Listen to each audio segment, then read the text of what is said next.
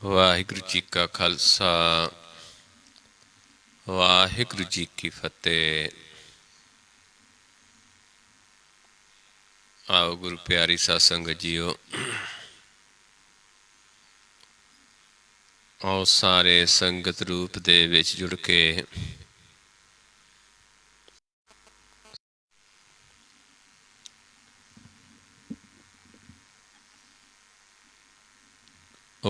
ਕਮਾਉਣ ਦੀ ਕੋਸ਼ਿਸ਼ ਕਰੀਏ।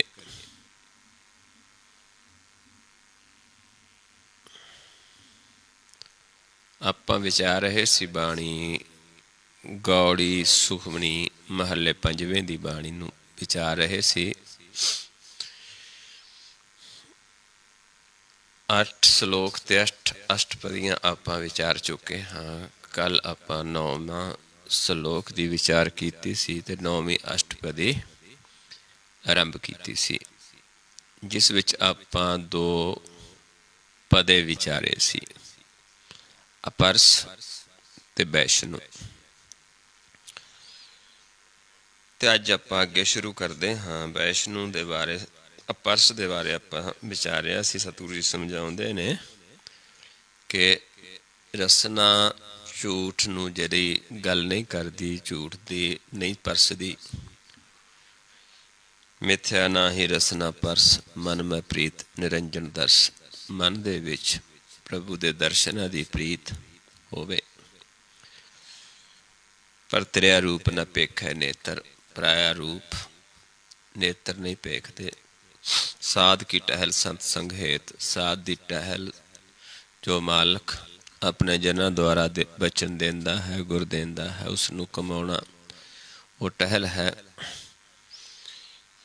ਸੰਤ ਸੰਗ ਹੇਤ ਤੇ ਕਮਾਉਣਾ ਤੇ ਆਉਣਾ ਮਿਲ ਕੇ ਸੰਗਤ ਦੇ ਵਿੱਚ ਉਸ ਪਿਆਰ ਨੂੰ ਸੰਤਾਂ ਦੇ ਨਾਲ ਹਿੱਤ, ਕਿਉਂਕਿ ਸਰੀਰ ਕਰਕੇ ਕੁਛ ਵੀ ਸੰਤ ਸਾਧੂ ਨਹੀਂ ਹੁੰਦਾ। ਸਰੀਰ ਸਾਰਿਆਂ ਦੇ ਕੋਲ ਹੈ। ਗਿਆਨ ਦੁਆਰਾ ਅਵਸਥਾ ਹੈ ਮਨ ਦੀ ਕਿ ਕਿਹੋ ਜਿਹੀ ਅਵਸਥਾ ਦੇ ਵਿੱਚ ਮਨ ਵਿਚਰਦਾ ਹੈ, ਉਹ ਜਿਹਾ ਉਸ ਨੂੰ ਪਦਵੀ ਮਿਲਦੀ ਹੈ। ਇਹ ਪਦਵੀਆਂ ਨੇ, ਜਿਵੇਂ ਸੰਸਾਰ ਦੇ ਵਿੱਚ ਪਦਵੀਆਂ ਨੇ। ਕਿਸੇ ਨੂੰ ਕੋਈ ਪਦਵੀ ਮਿਲਦੀ ਹੈ, ਕਿਸੇ ਨੂੰ ਕੋਈ ਪਦਵੀ ਮਿਲਦੀ ਹੈ, ਉਹ ਵੀ ਸਥਾਈ ਨਹੀਂ ਹੁੰਦੀ। ਇੱਦਾਂ ਹੀ ਪਰਮੇਸ਼ਰ ਪਦਵੀਆਂ ਦਿੰਦਾ ਹੈ। ਜਿਹੜੇ ਉਸ ਪਦਵੀ ਨੂੰ ਸਹੀ ਨਿਭਾਉਂਦੇ ਨੇ, ਉਸ ਪਦਵੀ 'ਤੇ ਟਿਕੇ ਰਹਿੰਦੇ ਨੇ, ਜਾਂ ਉਸ ਤੋਂ ਅਗਲੀ ਪਦਵੀ 'ਤੇ ਚਲੇ ਜਾਂਦੇ ਨੇ। ਜਿਹੜੇ ਨਹੀਂ ਨਿਭਾਉਂਦੇ ਤੇ ਉਹਨਾਂ ਨੂੰ ਮਾਲਕ ਉਸ ਪਦਵੀ ਤੋਂ ਹਟਾ ਵੀ ਦਿੰਦਾ ਹੈ। ਇਸ ਕਰਕੇ ਇਹ ਪਦਵੀਆਂ ਨੇ। ਕਰਨਾ ਸੁਣੇ ਕਾਹੂ ਕੀ ਨਿੰਦਾ, ਸਭ ਤੇ ਜਾਣੇ ਆਪਸ ਕੋ ਮੰਦਾ। ਕਿਸੇ ਦੀ ਕੰਨਾਂ ਦੁਆਰਾ ਨਿੰਦਾ ਨਾ ਸੁਣੇ, ਆਪਣੇ ਆਪ ਨੂੰ ਸਭ ਤੋਂ ਮੰਦਾ ਜਾਣੇ। ਗੁਰ ਪ੍ਰਸਾਦ ਵਿਖਿਆ ਪਰ ਹਰੈ, ਮਨ ਕੀ ਬਾਸ਼ਨਾ ਮਨ ਤੇ ਟਰੈ। ਗੁਰ ਦੇ ਕਮਾ ਕੇ, ਗੁਰ ਦੀ ਕਿਰਪਾ ਦੇ ਨਾਲ ਤ੍ਰੈ ਗੁਣ ਵੀ ਕਮਾਇਆ ਹੈ ਜੋ, ਇਸ ਤੋਂ ਮਨ ਹਟ ਜਾਵੇ, ਨਾਮ ਨਾਲ ਜੁੜ ਜਾਵੇ, ਚੌਥੇ ਪਦ ਵਿੱਚ ਜੁੜ ਜਾਵੇ। ਇਹ ਹੁੰਦਾ ਹੈ ਗੁਰ ਦੀ ਕਿਰਪਾ। ਮਨ ਕੀ ਬਾਸ਼ਨਾ ਮਨ ਤੇ ਟਰੈ। ਜਿਹੜੀਆਂ ਮਨ ਦੀਆਂ ਬਾਸ਼ਨਾਵਾਂ ਸਨ ਸੰਸਾਰਿਕ ਮਾਇਆ ਦੀਆਂ, ਇਹ ਮਨ ਤੋਂ ਮਿਟ ਜਾਣ। ਮਨ ਤਿਆਗ ਦੇਵੇ ਇਹਨਾਂ ਨੂੰ। ਇੰਦਰੀ ਜਿਤ ਪੰਜ ਦੋਖ ਤੇ ਰਹਿਤ, ਤੇ ਮਨ 5 ਦੋਖਾਂ ਤੋਂ ਰਹਿਤ ਹੋ ਜਾਵੇ। ਨਾਨਕ ਕੋਟ ਮਦੇ ਕੋ ਐਸਾ ਆਪਰਸ। ਪਰੇ ਅਵਸਥਾ ਹੈ ਜਿਹੜੀ ਕਰੋੜਾਂ ਦੇ ਵਿੱਚ ਕੋਈ ਇੱਕ ਹੁੰਦਾ ਹੈ ਜਿਹੜਾ ਇਸ ਅਵਸਥਾ ਦੇ ਵਿੱਚ ਜਾ ਸਕਦਾ ਹੈ, ਉਸ ਪ੍ਰਭੂ ਦੀ ਦਇਆ ਨਾਲ, ਗੁਰ ਦੀ ਕਿਰਪਾ ਦੇ ਨਾਲ।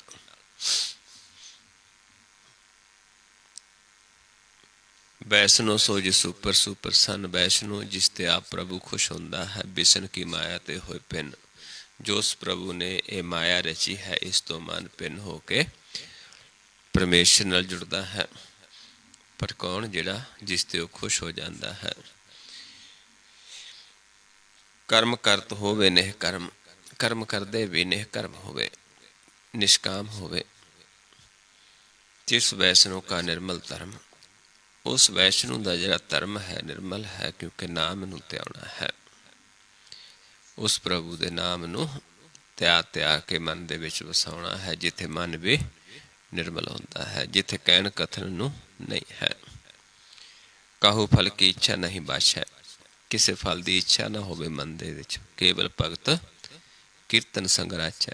ਕੇਵਲ ਪ੍ਰਭੂ ਦੀ ਭਗਤੀ, ਪ੍ਰਭੂ ਦਾ ਕੀਰਤਨ, ਜਿਹੜਾ ਇੱਕ ਹੀ ਕੀਰਤਨ ਹੈ। ਓਅੰਕਾਰ ਧੁਨ ਦਾ। ਓਅੰਕਾਰ ਏਕ ਧੁਨ ਏਕੋ, ਏਕੋ ਰਾਗ ਆਲਾਪੈ। ਏਕਾ ਦੇਸੀ ਏਕ ਦਿਖਾਵੇ, ਏਕੋ ਰਿਹਾ ਵਿਆਪੈ। ਏਕਾ ਸੁਰਤ ਏਕ ਹੀ ਸੇਵਾ, ਏਕੋ ਗੁਰ ਤੇ ਜਾਪੈ।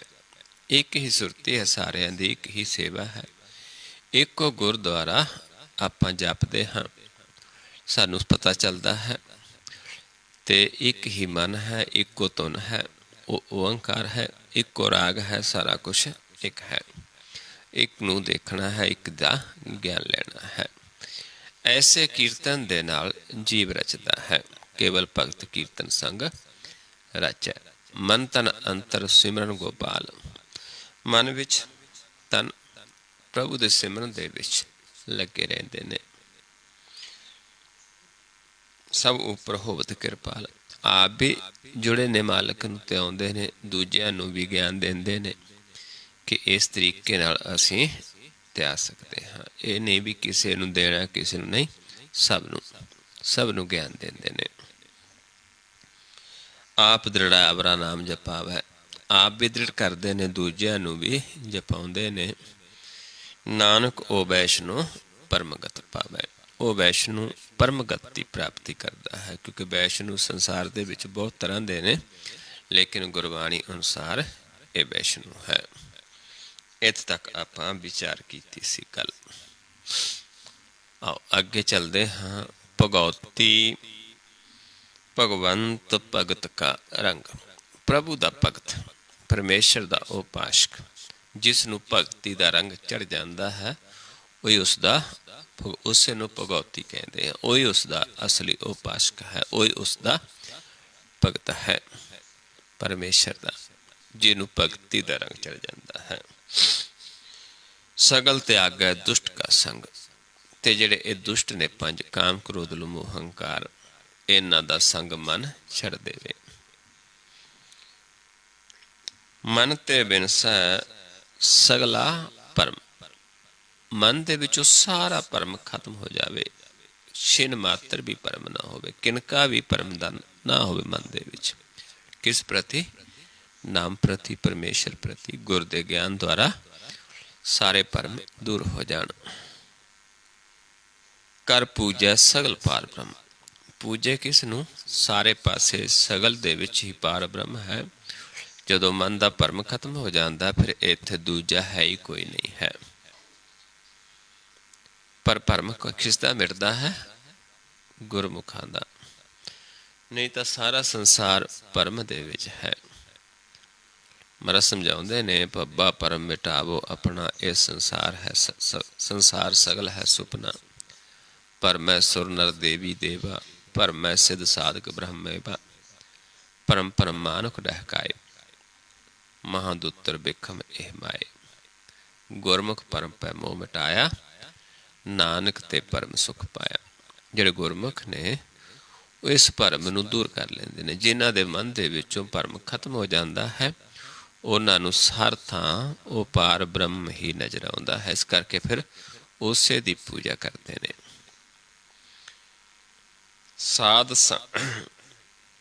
ਸਾਧ ਸੰਗ ਪਾਪਾ ਮਲ ਖੋਵੈ। ਸਾਧੂ ਜਨਾਂ ਦਾ ਸੰਗ ਕਰਦਾ ਹੈ, ਗੁਰ ਦਾ ਗਿਆਨ ਲੈ ਕੇ ਮਨ ਨੂੰ ਲੱਗੀ ਪਾਪਾਂ ਦੀ ਮੈਲ ਖਤਮ ਹੋ ਜਾਂਦੀ ਹੈ। ਤਿਸ ਭਗਉਤੀ ਕੀ ਮਤ ਉੱਤਮ ਹੋਵੇ। ਉਸ ਦੀ ਮਤ ਉੱਤਮ ਹੁੰਦੀ, ਉਹੀ ਅਸਲੀ ਭਗਤ ਹੈ। ਜਿਹੜਾ ਸਾਧੂ ਜਨਾਂ ਦਾ ਸੰਗ ਕਰਦਾ ਹੈ, ਮਨ ਦੇ ਵਿੱਚੋਂ ਭਰਮ ਖਤਮ ਕਰ ਦਿੰਦਾ ਹੈ, ਮਨ ਦੀ ਮੈਲ ਖਤਮ ਹੋ ਜਾਂਦੀ, ਮਨ ਪ੍ਰਕਾਸ਼ ਰੂਪ ਹੋ ਜਾਂਦਾ ਹੈ, ਨਿਰਮਲ ਹੋ ਜਾਂਦਾ ਹੈ, ਫਿਰ ਮਤ ਉੱਤਮ ਹੋ ਜਾਂਦੀ ਹੈ। ਭਗਵੰਤ ਕੀ ਟਹਿਲ ਕਰੈ ਨਿਤ ਨੀਤ। ਫਿਰ ਪਰਮੇਸ਼ਰ ਦੀ ਸੇਵਾ ਨਿਤ ਹੀ ਸੇਵਾ ਹੈ। ਕਿਵੇਂ ਸੇਵਾ ਹੈ? ਦੇਖ ਦੇਖ ਕੇ, ਨਦਰਾਂ ਦੁਆਰਾ। ਨਦਰੀ ਸਤਿਗੁਰ ਸੇਵੀ ਹੈ, ਨਦਰੀ ਸੇਵਾ ਹੋਏ। ਨਦਰੀ ਇਹ ਮਨ ਵਸ ਆਵੇ, ਨਦਰੀ ਮਨ ਨਿਰਮਲ ਹੋਏ। ਫਿਰ ਦੇਖ ਦੇਖ ਭਗਤੀ ਹੈ, ਫਿਰ ਪ੍ਰੇਮਾ ਭਗਤੀ ਹੈ, ਫਿਰ ਸੇਵਾ ਹੀ ਦੇਖ ਦੇਖ ਕੇ ਹੈ। ਸੇਵਾ ਕਰੋ ਸਫਲ ਹਰ ਗੁਰ ਦਰਸ਼ਨ ਕੀ, ਫਿਰ ਲੇਖਾ ਮੰਗੈ ਨਾ ਕੋਈ। ਦਰਸ਼ਨਾਂ ਦੀ ਸੇਵਾ ਹੈ ਸਭ ਤੋਂ ਵੱਡੀ, ਸਭ ਤੋਂ ਉੱਤਮ। ਇਸ ਕਰਕੇ ਫਿਰ ਉਹ ਜੀਵ ਉਹਦੀ ਸੇਵਾ ਕਰਦਾ ਹੈ। ਮਨ ਤਨ ਅਰਪ ਹੈ ਬਿਸਨ ਪ੍ਰੀਤ। ਮਨ ਤਨ ਅਰਪ ਦਿੰਦਾ ਹੈ ਪ੍ਰਭੂ ਨੂੰ, ਪ੍ਰੀਤ ਪ੍ਰਭੂ ਦੇ ਨਾਲ ਪੈ ਜਾਂਦੀ ਹੈ। ਬਿਸਨ ਆਪਾਂ ਦੇਖਦੇ ਹਾਂ ਤਿੰਨ ਦੇਵਤੇ ਬ੍ਰਹਮਾ, ਵਿਸ਼ਨ ਤੇ ਮਹੇਸ਼, ਸ਼ਿਵ ਜੀ, ਬ੍ਰਹਮਾ ਤੇ ਵਿਸ਼ਨੂੰ, ਇਹਨਾਂ ਦੇ ਨਾਮ ਆਉਂਦੇ ਨੇ। ਲੇਕਿਨ ਇੱਥੇ ਪਰਮੇਸ਼ਰ ਦੇ ਵੀ ਇਹ ਤਿੰਨ ਨਾਮ ਆਉਂਦੇ ਨੇ, ਸ਼ਿਵ, ਬ੍ਰਹਮ, ਵਿਸ਼ਨ। ਉਸਦੇ ਵੀ ਤਿੰਨ ਨਾਮ ਨੇ ਗੁਰਬਾਣੀ ਦੇ ਵਿੱਚ। ਸ਼ਿਵਾ ਕਹਿ ਦਿੰਦੇ, ਸ਼ਿਵ ਕਹਿ ਦਿੰਦੇ, ਇੱਦਾਂ ਹੀ ਬ੍ਰਹਮ ਕਹਿ ਦਿੰਦੇ, ਇੱਦਾਂ ਹੀ ਵਿਸ਼ਨ ਕਹਿ ਦਿੰਦੇ। ਵਿਸ਼ਨ ਦੇ ਨਾਲ ਪ੍ਰੇਮ ਪਾਉਂਦੇ ਨੇ, ਲੇਕਿਨ ਵਿਸ਼ਨ ਦੀ ਮਾਇਆ ਤੋਂ ਭਿੰਨ ਹੋਣਾ ਹੈ। ਇੱਕ ਵਿਸ਼ਨ ਹੈ, ਇੱਕ ਉਸਦੀ ਮਾਇਆ ਹੈ।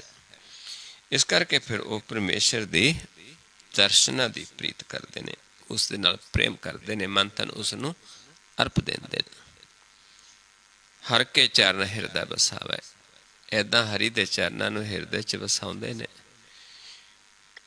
ਨਾਨਕ ਐਸਾ ਭਗਉਤੀ ਭਗਵੰਤ ਕੋ ਪਾਵੇ। ਜਿਹੜਾ ਇਸ ਤਰੀਕੇ ਦੇ ਨਾਲ ਵਿਚਰਦਾ ਹੈ, ਹਰੀ ਦੇ ਚਰਨਾਂ ਨੂੰ ਹਿਰਦੇ 'ਚ ਵਸਾ ਲੈਂਦਾ ਹੈ, ਸਾਧੂ ਜਨਾਂ ਦਾ ਸੰਗ ਕਰਦਾ ਹੈ, ਪਾਪਾਂ ਦੀ ਮੈਲ ਧੋ ਲੈਂਦਾ ਹੈ ਤੇ ਮਨ ਤਨ ਅਰਪ ਦਿੰਦਾ ਹੈ ਪ੍ਰਭੂ ਦੇ ਪ੍ਰੇਮ ਦੇ ਵਿੱਚ, ਉਹ ਫਿਰ ਪਰਮੇਸ਼ਰ ਨੂੰ ਪਾਉਂਦਾ। ਐਸਾ ਭਗਉਤੀ ਭਗਵੰਤ ਕੋ ਪਾਵੇ। ਉਹੀ ਪਾ ਸਕਦਾ ਹੈ ਜਿਹੜਾ ਨਹੀਂ। ਭਗਉਤੀ ਤਾਂ ਬਹੁਤ ਨੇ, ਪਰ ਪ੍ਰਭੂ ਨੂੰ ਉਹੀ ਜਿਹੜਾ ਸੋ ਭਗਉਤੀ ਭਗਵੰਤ ਹੈ ਜਾਣੇ। ਜਿਹੜਾ ਭਗਵੰਤ ਨੂੰ ਜਾਣ ਲੈਂਦਾ ਉਹੀ ਭਗਉਤੀ ਹੈ।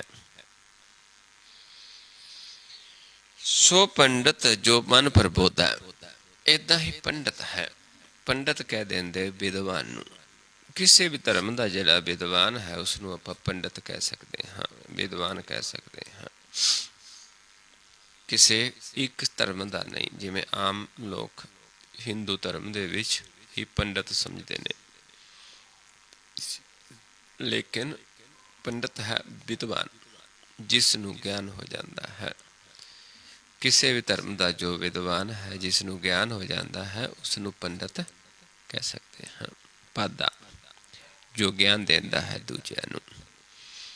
ਇੱਥੇ ਪੰਡਤ ਕਿਹੋ ਜਿਹਾ ਹੋਣਾ ਚਾਹੀਦਾ ਹੈ, ਉਹ ਫਿਰ ਸਾਨੂੰ ਸਮਝਾਉਂਦੇ ਨੇ। ਸੋ ਪੰਡਤ ਜੋ ਮਨ ਪ੍ਰਬੋਧੈ, ਜੋ ਆਪਣੇ ਮਨ ਨੂੰ ਦੁਆਰਾ ਮਨ ਦੀ ਸਿੱਖ ਲੈਂਦਾ ਹੈ, ਪਹਿਲਾਂ ਗੁਰ ਦੇ ਗਿਆਨ ਦੁਆਰਾ, ਫਿਰ ਆਪਣੇ ਮਨ ਨੂੰ ਪਹਿਚਾਣ ਲੈਂਦਾ ਹੈ, ਮਨ ਨੂੰ ਜਾਣ ਲੈਂਦਾ ਹੈ, ਮਨ ਨਿਰਮਲ ਹੋ ਜਾਂਦਾ ਹੈ।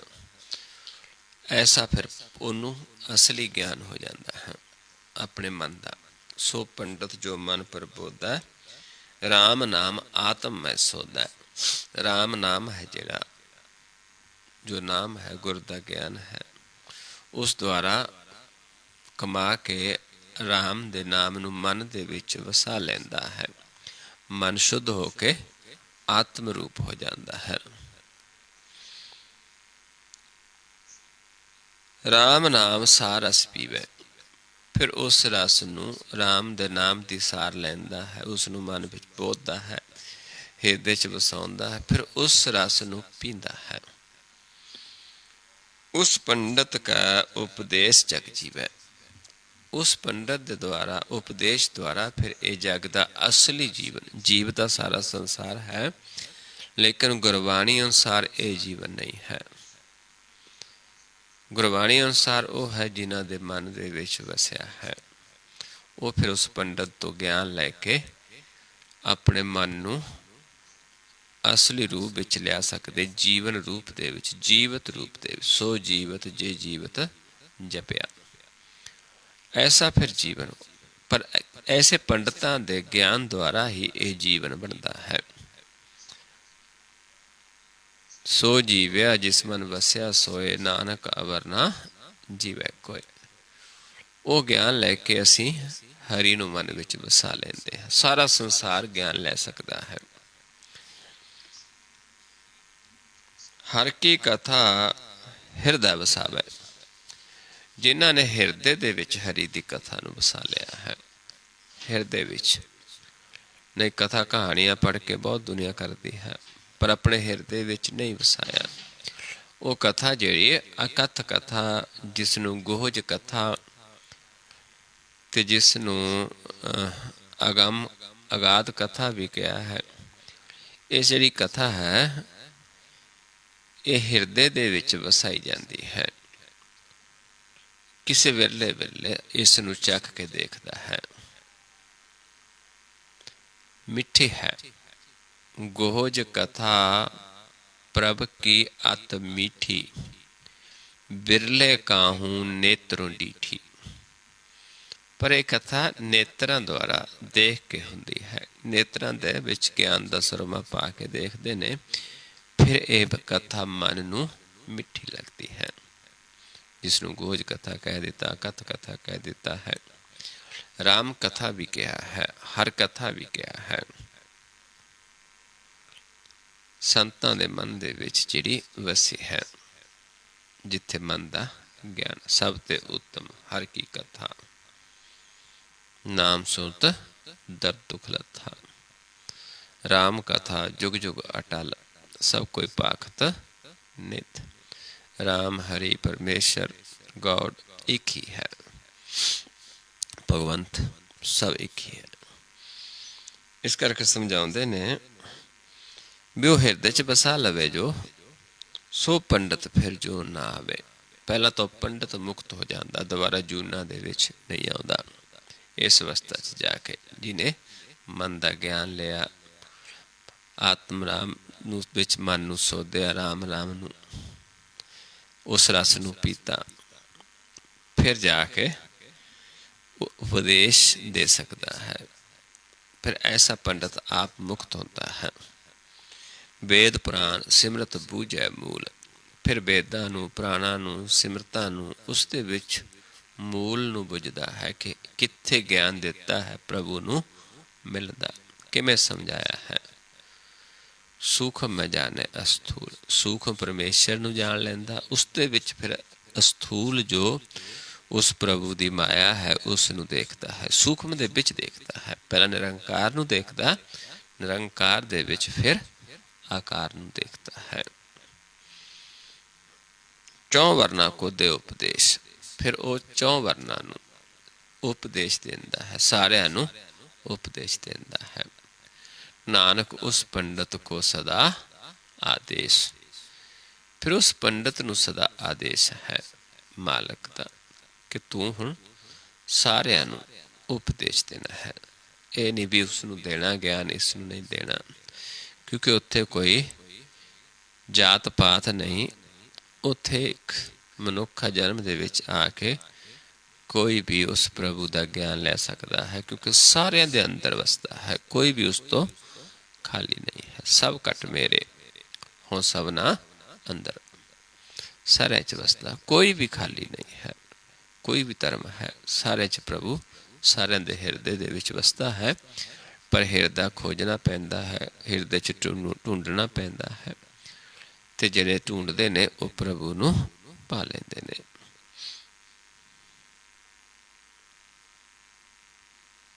ਬੀਜ ਮੰਤਰ ਸਰਬ ਕੋ ਗਿਆਨ, ਉਹ ਗਿਆਨ ਕਿਹੜਾ ਹੈ? ਬੀਜ ਮੰਤਰ, ਜਿਸ ਨੂੰ ਨਾਮ ਵੀ ਕਹਿ ਦਿੰਦੇ ਬੀਜ ਮੰਤਰ। ਸਾਰਾ ਸੰਸਾਰ ਇਹ ਗਿਆਨ ਲੈ ਸਕਦਾ ਹੈ, ਸਾਰਿਆਂ ਨੂੰ ਉਹ ਦਿੰਦੇ ਨੇ ਜਿਨ੍ਹਾਂ ਦੀ ਮਾਲਕ ਡਿਊਟੀ ਲਾ ਦਿੰਦਾ ਹੈ, ਜਿਨ੍ਹਾਂ ਨੂੰ ਪੰਡਤ ਬਣਾ ਦਿੰਦਾ ਹੈ। ਦੋ ਤਰ੍ਹਾਂ ਦੇ ਜੀਵ ਨੇ, ਮੇਰਾ ਸਮਝਾਉਂਦੇ ਨੇ, ਪਾਦਾ ਗੁਰਮੁਖ ਆਖੀਐ, ਚਾਟੜਿਆ ਮਤ ਦੇ। ਕਹਿੰਦੇ ਪਾਦਾ ਕਿਸ ਨੂੰ ਕਹਿੰਦੇ? ਗੁਰਮੁਖ ਨੂੰ। ਉਹ ਗੁਰ ਦਾ ਗਿਆਨ ਦਿੰਦਾ ਹੈ, ਆਖਦਾ ਹੈ ਕਿਹਨਾਂ ਨੂੰ? ਜਿਹੜੇ ਸਿੱਖਣ ਆਉਂਦੇ ਨੇ, ਸਿੱਖਿਆਰਥੀਆਂ ਨੂੰ। ਨਾਮ ਸੰਭਾਲੋ ਨਾਮ ਸੰਗਰੋ, ਲਾਹਾ ਜਗ ਮੈਲੇ। ਉਹ ਸਮਝਾਉਂਦੇ ਨੇ ਕਿ ਨਾਮ ਨੂੰ ਸੰਭਾਲੋ, ਨਾਮ ਨੂੰ ਪ੍ਰਾਪਤ ਕਰੋ, ਇਹੀ ਸੰਸਾਰ ਦੇ ਵਿੱਚ ਲਾਹਾ ਹੈ। ਜਿਹੜੇ ਮਨਮੁਖ ਨੇ ਉਹ ਇਹ ਗਿਆਨ ਨਹੀਂ ਹੁੰਦਾ। ਮਨਮੁਖ ਵਿਦਿਆ ਵਿਕਰਦਾ, ਬਿਖ ਖੱਟੈ ਬਿਖ ਖਾਏ। ਮਨਮੁਖ ਹੈ ਜਿਹੜਾ ਉਹ ਵਿਦਿਆ ਨੂੰ ਵੇਚਦਾ ਹੈ, ਉਸ ਦੇ ਵੱਟੇ ਬਿਖ ਖੱਟਦਾ ਹੈ, ਬਿਖ ਖਾਂਦਾ ਹੈ। ਤੇ ਦੂਜੇ ਨੇ ਜਿਹੜੇ ਉਹ ਇਹ ਗਿਆਨ ਨੂੰ ਬਣਦੇ ਨੇ, ਵੇਚਦੇ ਨਹੀਂ ਹਨ। ਉਹ ਦੂਜਿਆਂ ਨੂੰ ਉਪਦੇਸ਼ ਦਿੰਦੇ ਨੇ ਕਿ ਆਪਾਂ ਰਾਮ ਨਾਮ ਨੂੰ ਸੰਭਾਲਣਾ। ਸੱਚੀ ਪੱਟੀ ਸੱਚ ਮਨ ਪੜਿਆ ਸ਼ਬਦ ਸੁਸਾਰ, ਨਾਨਕ ਸੋ ਪੜਿਆ ਸੋ ਪੰਡਤ ਬੀਨਾ, ਜਿਸ ਰਾਮ ਨਾਮ ਗਲਹਾਰ। ਉਹੀ ਅਸਲੀ ਪੜ੍ਹਿਆ ਹੈ, ਉਹੀ ਪੰਡਤ ਹੈ, ਉਹੀ ਸਿਆਣਾ ਹੈ, ਜਿਹਦੇ ਮਾਲਕ ਨੇ ਰਾਮ ਨਾਮ ਦਾ ਹਾਰ ਗਲ ਦੇ ਵਿੱਚ ਪਾ ਦਿੱਤਾ ਹੈ, ਜੋ ਫਿਰ ਇਹ ਉਪਦੇਸ਼ ਦਿੰਦਾ ਹੈ। ਉਹ ਫਿਰ ਸਾਰਿਆਂ ਨੂੰ ਬੀਜ ਮੰਤਰ ਸਰਬ ਕੋ ਗਿਆਨ, ਚੌ ਵਰਨਾ ਮੈਂ ਜਪੈ ਕੋ ਨਾਮ। ਚੌ ਵਰਨਾ ਦੇ ਵਿੱਚ ਕੋਈ ਵੀ ਜੇ ਜਪਦਾ ਹੈ, ਪਰ ਜਪੇਗਾ ਕੌਣ? ਜਿਸ ਨੂੰ ਆਪ ਦਿੰਦਾ ਹੈ। ਉਹ ਫਿਰ ਸਾਰਿਆਂ ਨੂੰ ਗਿਆਨ ਦਿੰਦਾ ਹੈ ਬੀਜ ਮੰਤਰ ਦਾ। ਜੋ ਜੋ ਜਪੈ ਤਿਸ ਕੀ ਗਤ ਹੋਏ।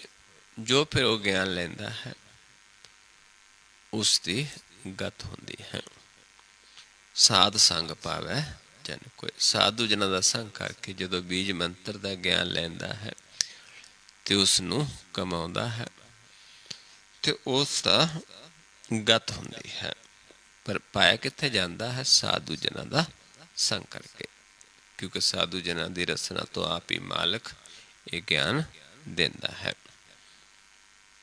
ਕਰ ਕਿਰਪਾ ਅੰਤਰ ਉਰ ਧਾਰੈ। ਕਿਰਪਾ ਕਰਦਾ ਹੈ, ਅੰਦਰ ਹਿਰਦੇ 'ਚ ਵਸਾ ਲੈਂਦਾ ਹੈ। ਪਸ਼ੂ ਪ੍ਰੇਤ ਪਸ਼ ਪ੍ਰੇਤ ਮੁਗਧ ਪਾਥਰ ਕੋ ਤਾਰੈ। ਜਿਨ੍ਹਾਂ ਨੇ ਹਿਰਦੇ 'ਚ ਵਸਾ ਲਿਆ ਹੈ ਉਹ ਫਿਰ ਦੂਜਿਆਂ ਨੂੰ, ਇੱਥੇ ਪਸ਼ ਕੋਈ ਉਹ ਨਹੀਂ ਜਿਨ੍ਹਾਂ ਦੀ ਬਿਰਤੀ ਪਸ਼ੂਆਂ ਦੀ ਨਹੀਂ ਹੈ, ਜਿਨ੍ਹਾਂ ਦੀ ਕਲਯੁਗ ਦੇ ਵਿੱਚ ਮਨੁੱਖਾ ਜਨਮ ਦੇ ਹੁੰਦੇ ਵੀ ਪ੍ਰੇਤ ਨੇ, ਜਿਨ੍ਹਾਂ ਪ੍ਰਭੂ ਨੂੰ ਨਹੀਂ ਜਾਣਿਆ। ਮੁਗਧ ਮੂਰਖ ਪੱਥਰਾਂ ਦੀ ਨਿਆਈ, ਜਿਨ੍ਹਾਂ ਦੇ ਪੱਥਰ ਹੁੰਦੇ ਨੇ, ਜਿਨ੍ਹਾਂ ਨੂੰ ਸੁਣਦੇ ਨੇ ਪਰ ਅਸਰ ਨਹੀਂ ਕਰਦਾ। ਬਾਣੀ ਪੜ੍ਹਦੇ ਵੀ ਨੇ, ਬਾਣੀ ਸੁਣਦੇ ਵੀ ਨੇ, ਵਿਚਾਰਾਂ ਨੂੰ ਸੁਣਦੇ ਵੀ ਨੇ, ਪਰ ਅਸਰ ਨਹੀਂ ਹੁੰਦਾ ਉਹਨਾਂ ਨੂੰ। ਉਹ ਵੀ ਤਰ ਜਾਂਦੇ ਨੇ ਜੇ ਕਿਤੇ ਬੀਜ ਮੰਤਰ ਦਾ ਗਿਆਨ ਲੈ ਲੈਣ ਸਾਧੂ ਜਨਾਂ ਦਾ ਸੰਗ ਕਰਕੇ। ਇਸ ਕਰਕੇ ਉਹ ਪੱਥਰ ਦੀ ਨਿਆਈ ਹੈ, ਜਿਨ੍ਹਾਂ ਨੂੰ, ਜਿਵੇਂ ਪੱਥਰ ਨੂੰ ਆਪਾਂ ਪਾਣੀ 'ਚ ਰੱਖ ਛੱਡੀਏ, ਪੱਥਰ ਨੂੰ ਜਦੋਂ ਬਾਹਰ ਕੱਢ ਦਾਂਗੇ ਫਿਰ ਸੁੱਕਾ, ਕਿਉਂਕਿ ਭਿੱਜਦਾ ਨਹੀਂ ਹੈ। ਇੱਦਾਂ ਜਿਨ੍ਹਾਂ ਜੀਵਨ ਦੀ ਵਿਰਤੀ ਐਸੀ ਹੈ, ਪਰ ਉਹ ਵੀ ਜੇ ਕਿਤੇ ਸਾਧੂ ਜਨਾਂ ਦੀ ਸੰਗਤ 'ਚ ਆ ਕੇ ਬੀਜ ਮੰਤਰ ਦਾ ਗਿਆਨ ਲੈ ਲੈਣ, ਉਹਨੂੰ ਹਿਰਦੇ 'ਚ ਵਸਾ ਲੈਣ, ਉਹ ਵੀ ਤਰ ਜਾਂਦਾ ਹੈ। ਸਰਬ ਰੋਗ ਕਾ ਔਖਦ ਨਾਮ। ਸਾਰੇ ਰੋਗਾਂ ਦਾ ਜਿਹੜੀ ਦਵਾਈ ਹੈ ਉਹ ਨਾਮ ਹੀ ਹੈ, ਬੀਜ ਮੰਤਰ ਹੀ ਹੈ, ਜੇ ਲੈ ਕੇ ਅਸੀਂ ਹਿਰਦੇ 'ਚ ਵਸਾ ਲਿਆ। ਕਲਿਆਣ ਰੂਪ ਮੰਗਲ ਗੁਣ ਗਾਮ। ਜਿਨ੍ਹਾਂ ਦਾ ਆਪ ਕਲਿਆਣ ਹੋ ਜਾਂਦਾ, ਜਿਹਦਾ ਆਪ ਗਤ ਹੋ ਜਾਂਦੀ, ਪ੍ਰਭੂ ਨੂੰ ਮਿਲ ਲੈਂਦੇ ਨੇ, ਆਪ ਦਇਆ ਕਰਦਾ ਹੈ, ਫਿਰ ਉਹੀ ਉਸ ਪ੍ਰਭੂ ਦੇ ਗੁਣ ਗਾਉਂਦੇ ਨੇ, ਦੂਜਿਆਂ ਨੂੰ ਦੱਸਦੇ ਨੇ।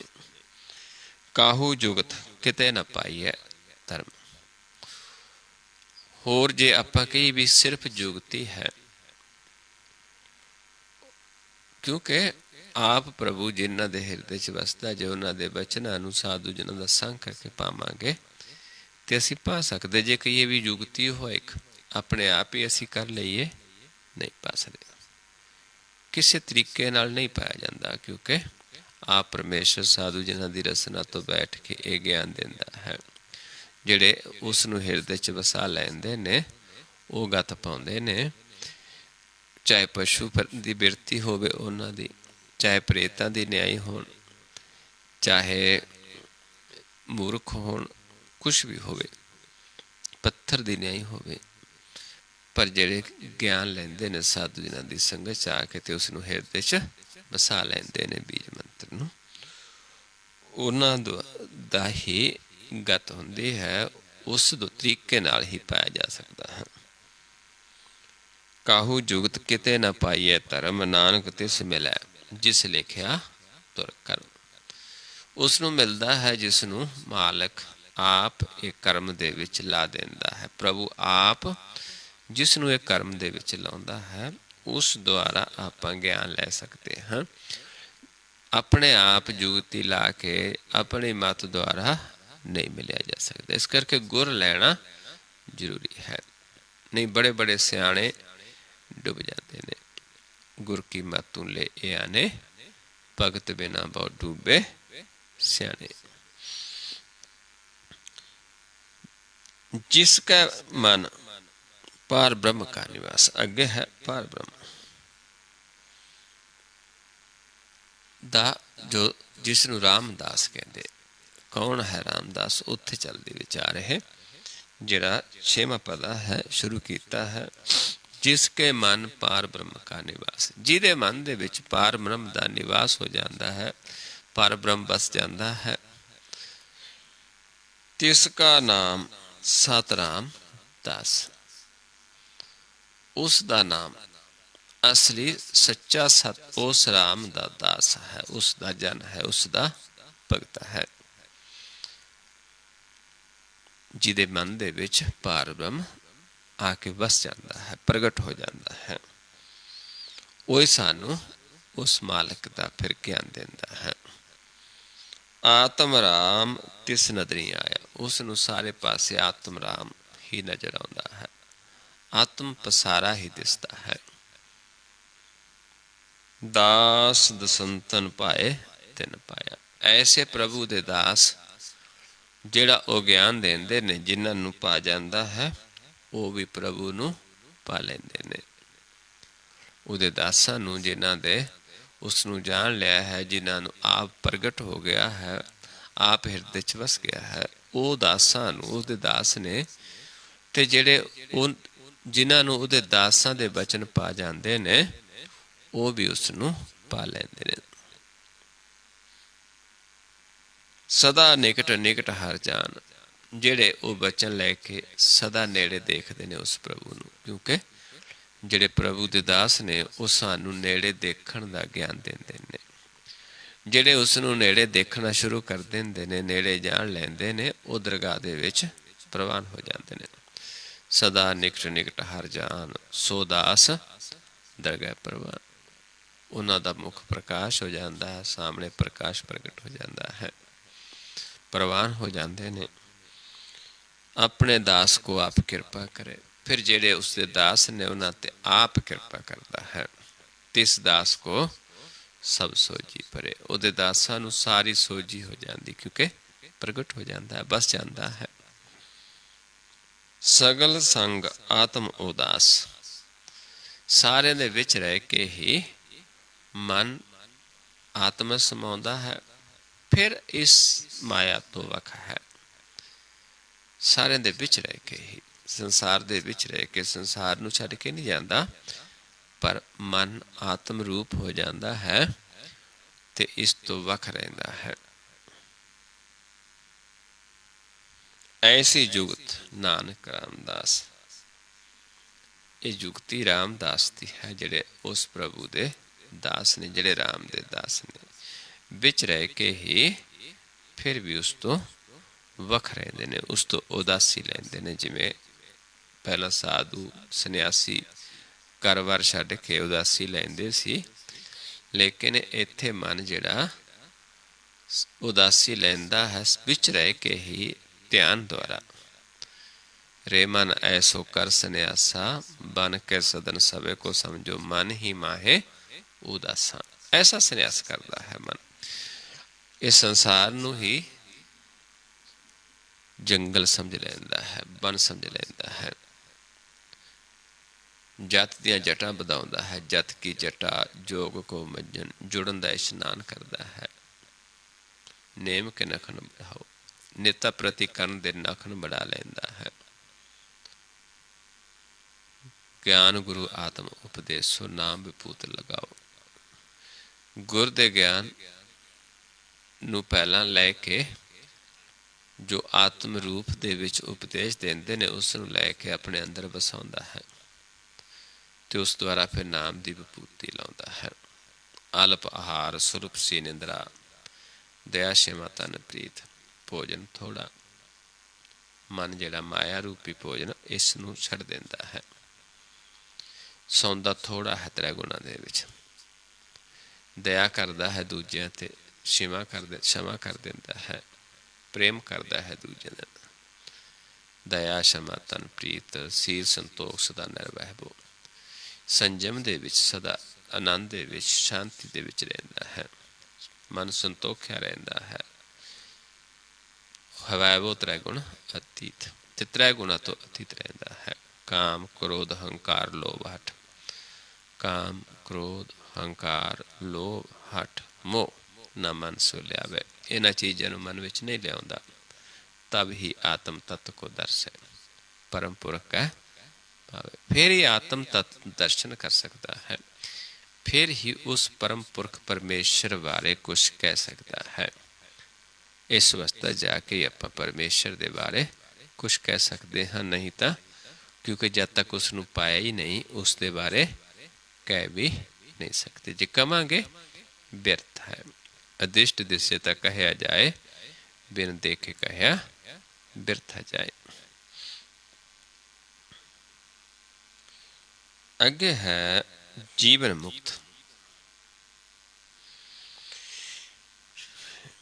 ਪ੍ਰਭੂ ਕੀ ਆਗਿਆ ਆਤਮ ਹਿਤਾਵੈ। ਜਿਹੜਾ ਪ੍ਰਭੂ ਦੇ ਹੁਕਮ ਨੂੰ, ਪ੍ਰਭੂ ਦੀ ਆਗਿਆ ਨੂੰ ਮਨ ਦੇ ਵਿੱਚ ਵਸਾ ਕੇ ਮਨ ਆਤਮ ਰੂਪ ਹੋ ਜਾਂਦਾ ਹੈ। ਆਪਾ ਖਤਮ ਹੋ ਜਾਂਦਾ ਮਨ ਦਾ। ਜੀਵਨ ਮੁਕਤ ਸੋ ਕਹਾਵੇ।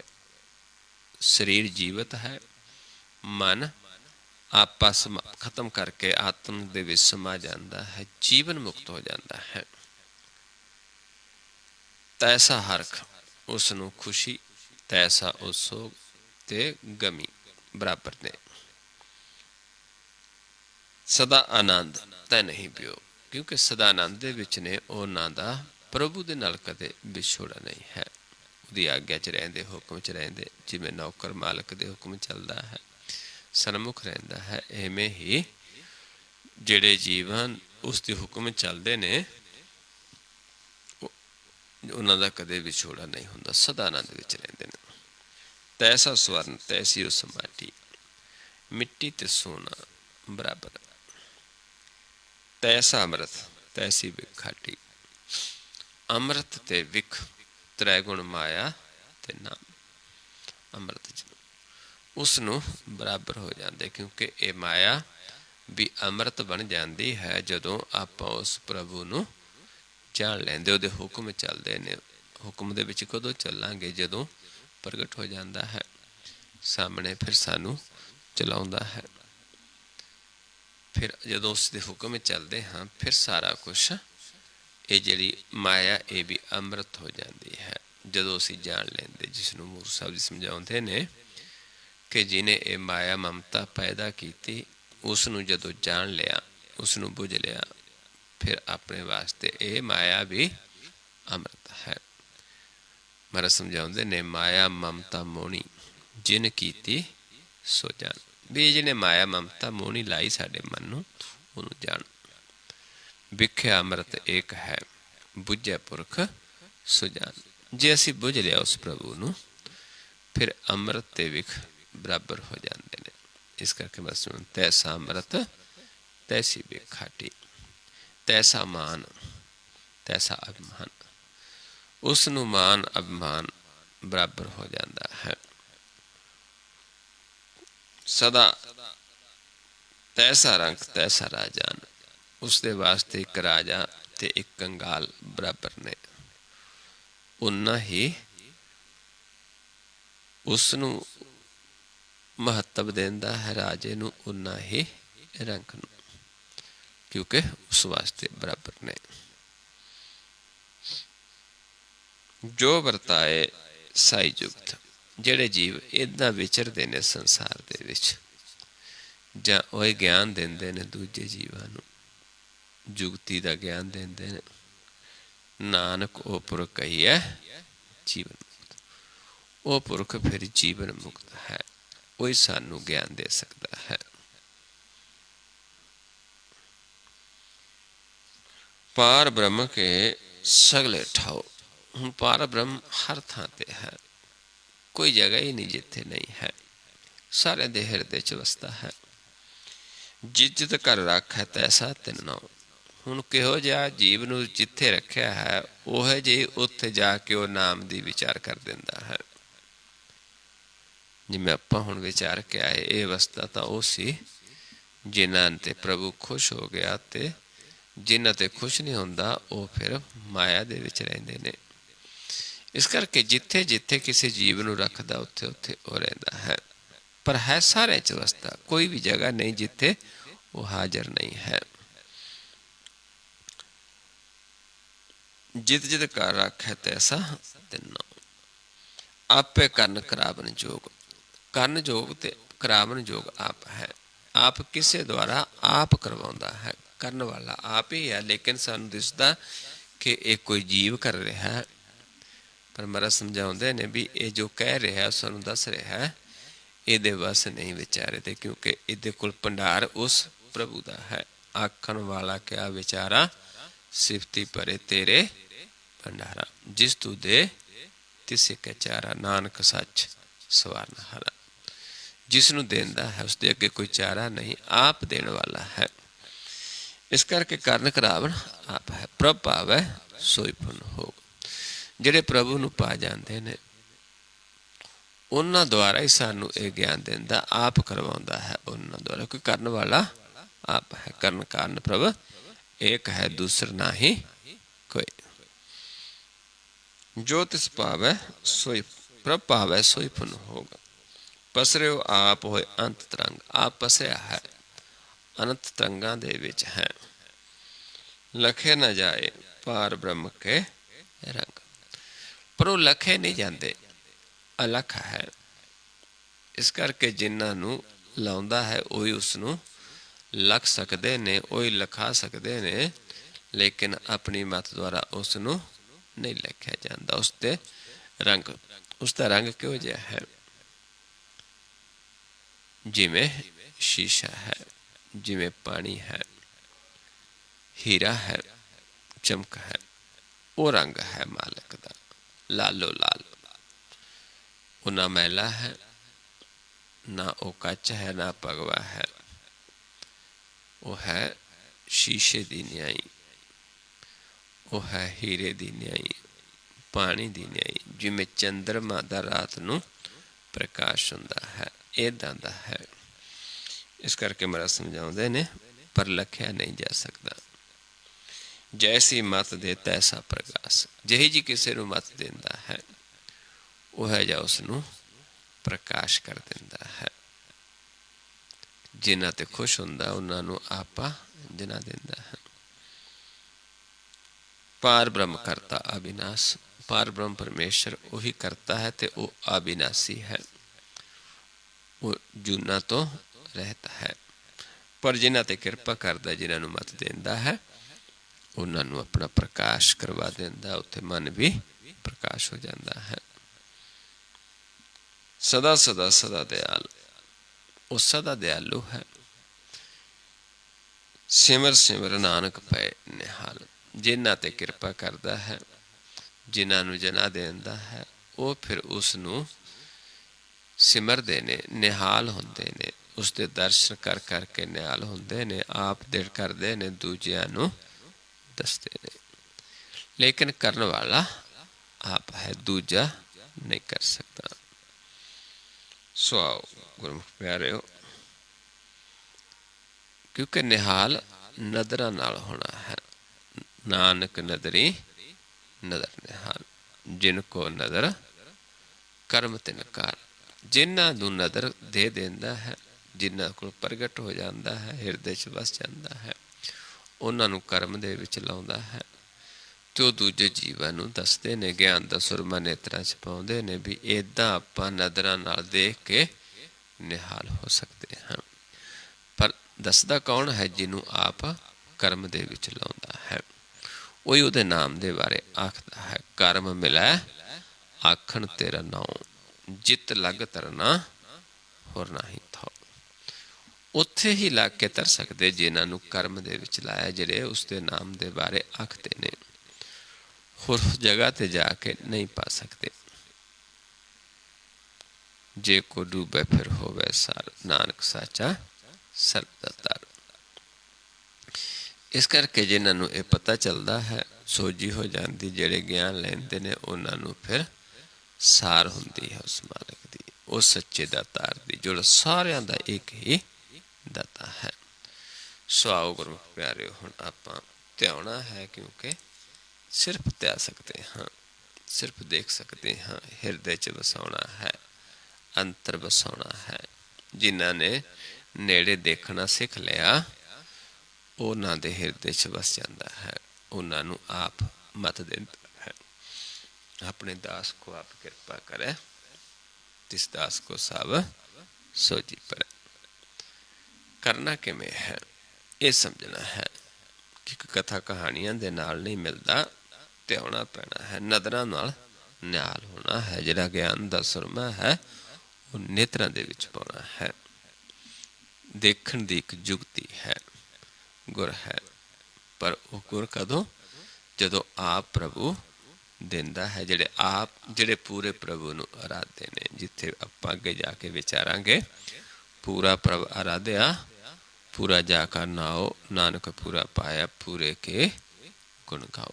पूरे गुर का सुन उपदेश पार ब्रह्म निकट कर देखो। उन्हां वालों दिता गुर पूरा गुर है, वो नेड़े दसते ने, उवें देख सकते हाँ।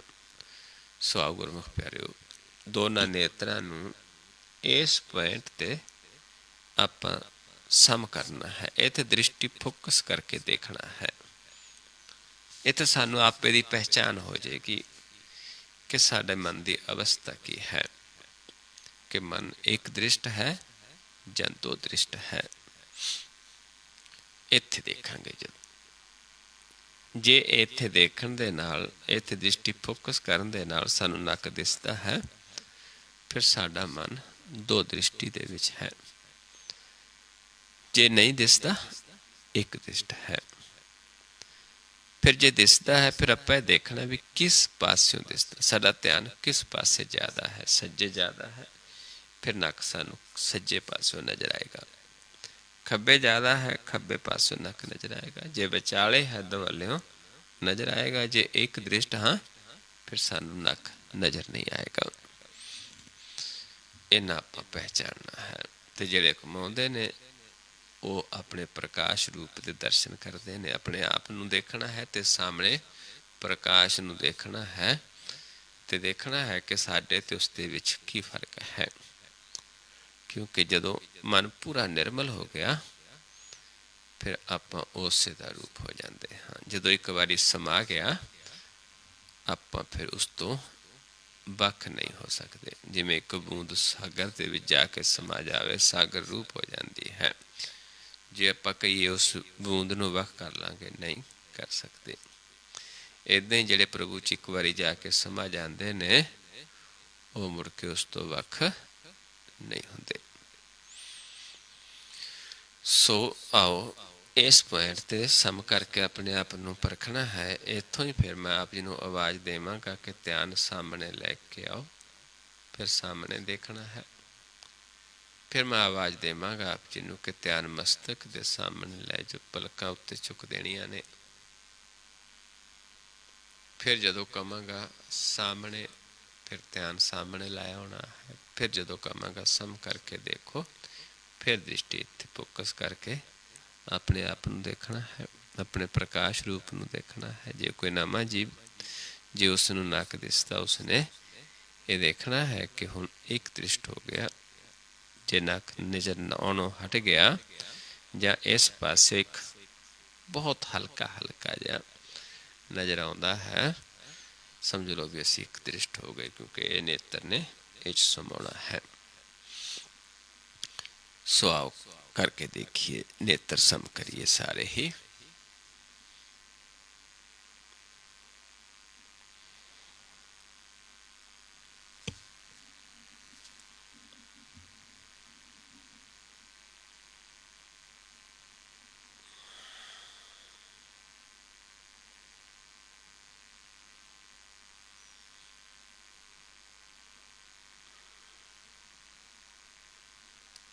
सामने लेके आइए ध्यान, सामने देखिए।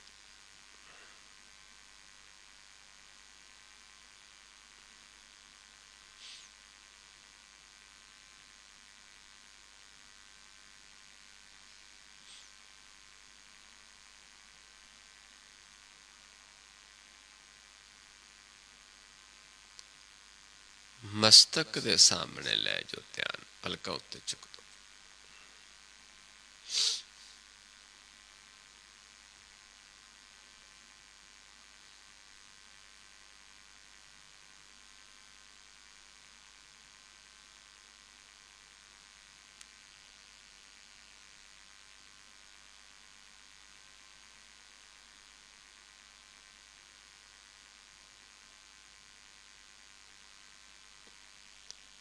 फिर सामने लेके आओ।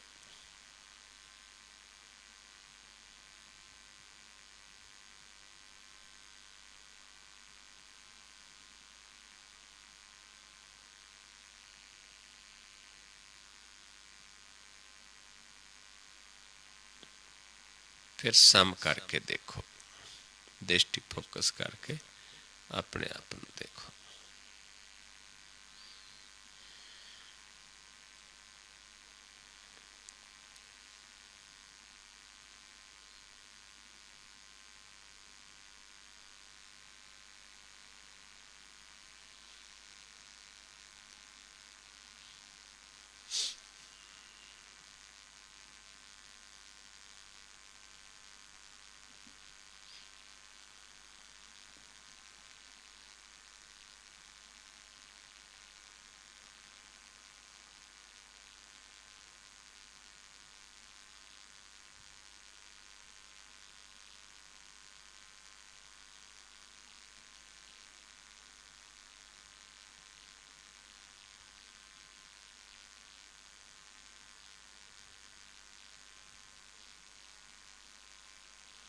नीचे लै जाओ ध्यान हम।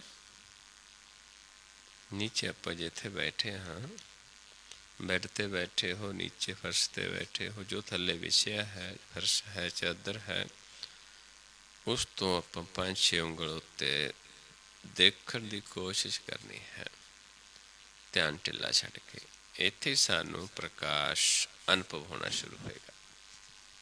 जिवें सरोवर दे विच चलदियां लहरां हुंदियां ने, इदां इत्थे प्रकाश दी हलचल अनुभव होनी शुरू हो जाएगी। बिल्कुल जल्दी नहीं आई होएगी।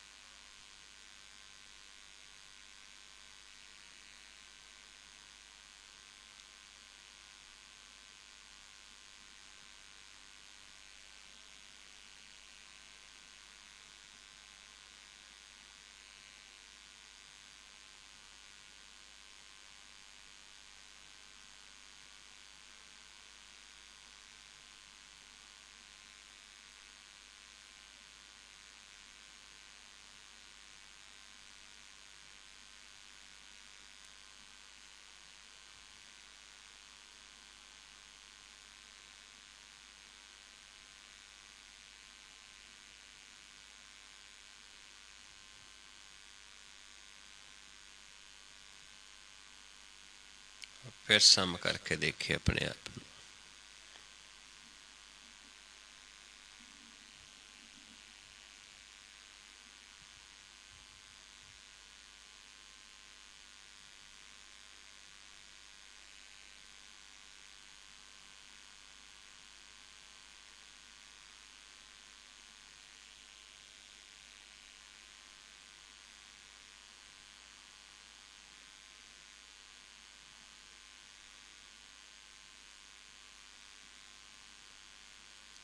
फिर नीचे ले जाओ ध्यान।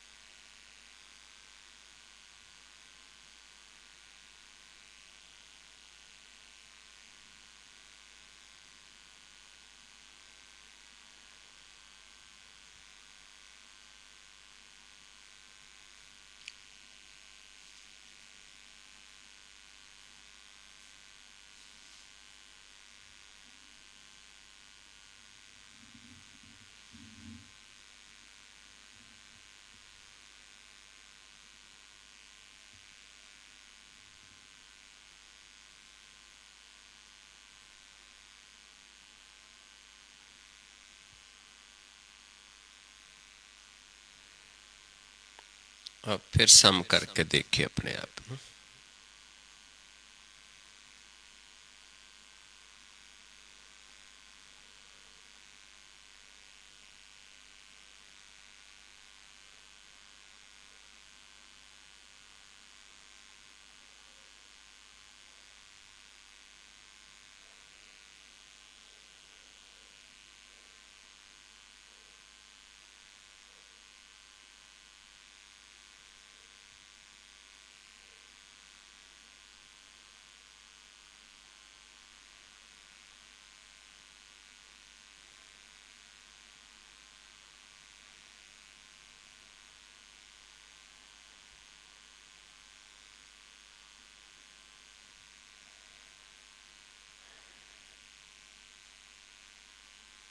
फिर नीचे ले जाओ ध्यान।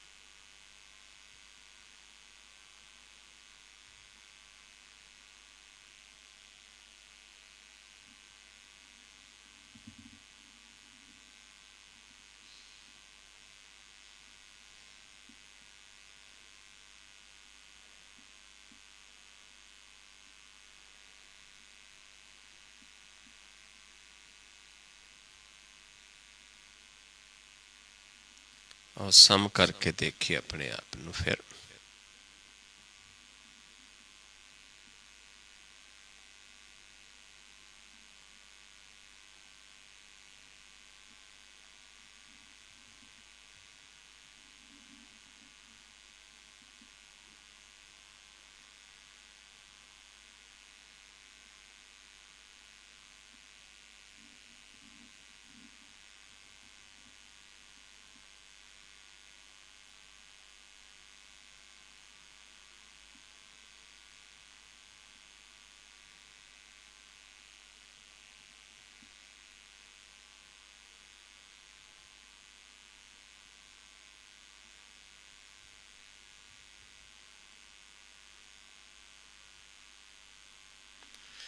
वाहिगुरु जी का खालसा वाहिगुरु जी की फतेह।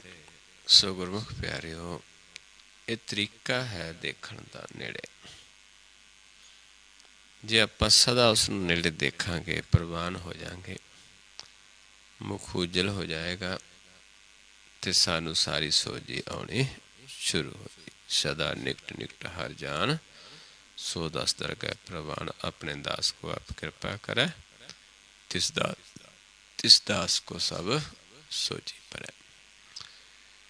औखा कुछ नहीं है, सब तो सौखा है। भगती सब तो सौखी है, पर देखण दी भगती है गुर दे ज्ञान द्वारा। भगत निराली अल्लाह की, जापै गुर विचार। पर है गुर दे विचार द्वारा आप देखांगे निराली भगती है उस प्रभु दी, परमेश्वर दी, अल्लाह दी, गौड़ दी, राम दी, हरि निरंकार एक ही परमेश्वर दे अनेका नाम ने।